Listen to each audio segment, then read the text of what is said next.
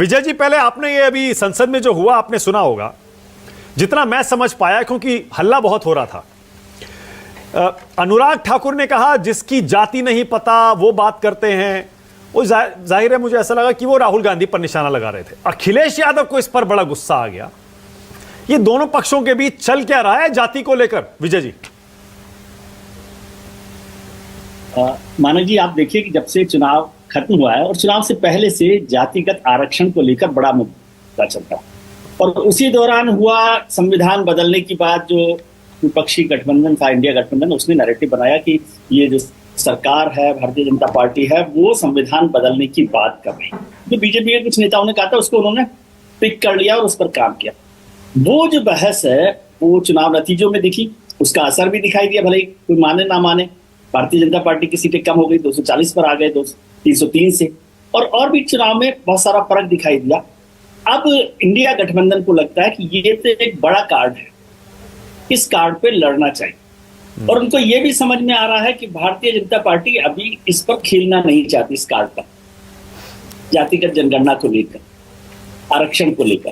तो इसलिए पूरी बहस, कल आपने देखा होगा कि राहुल जी ने जिस तरह से नैरेटिव गढ़ा जातिगत आरक्षण को लेकर, कल का उनका पूरा फोकस जातिगत जनगणना को लेकर था, और उसका जवाब अभी तक कोई इस तरह से नहीं दिया गया।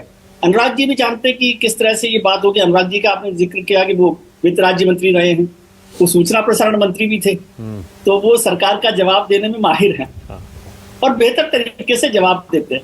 लेकिन मैं इससे पहले एक लाइन और जोड़ना चाहता हूं कि यदि आज आपने उत्तर प्रदेश विधानसभा की बहस देखी होती तो शायद ज्यादा इंटरेस्टिंग लगता आपको कि गच्चा खाने की बात जिस तरह से की शिवपाल यादव जी ने, उससे पहले मुख्यमंत्री योगी आदित्यनाथ ने, तो वो एक उदाहरण मुझे लगता है उल्टा है, ये उल्टी गंगा कहूंगा, संसद को सीखना चाहिए कि तंज और मुस्कुराहट के साथ कहां पर कमजोर नस को दबाना चाहिए।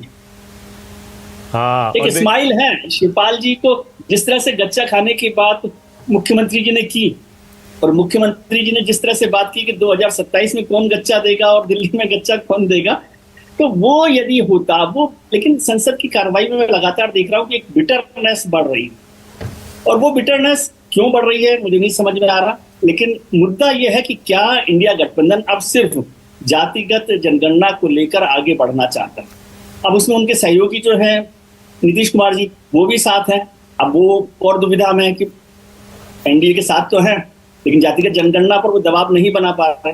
यहाँ दो प्रवक्ता है, वो तय करेंगे कि क्या सरकार इस पर आगे बढ़ना चाहती है या नहीं बढ़ना चाहती। लेकिन इंडिया गठबंधन को लग गया है कि इससे बेहतर इशू नहीं हो सकता, बाकी सब बातों को छोड़ा जा सकता है, इसको किया जाए, जिसका जवाब फिलहाल बीजेपी के पास दिखाई नहीं देता। हाँ, अब बीजेपी ने एक और जवाब जो इसका ढूंढने की कोशिश की है, वो ऐसा लगता है यूपी की विधानसभा में लव जिहाद वाला कानून पास हो गया है, बिल पास हो गया है, जिसमें कड़ी सजा है। तो हो सकता है कि दोनों पक्षों में यही चल रहा हो कि जो देश का नैरेटिव है, डिस्कोर्स है, वो जाति पर रखना है या फिर वो धर्म पर रखना है।